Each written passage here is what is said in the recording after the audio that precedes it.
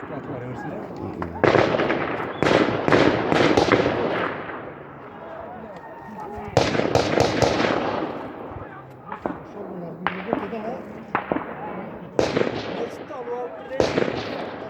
Taşlar mı? Geçtiminin dağın bildirmesini yorup kirip alttırırlar deyip. Taşlar mı? Ne eski çıkıp da granat taşaş gerek de.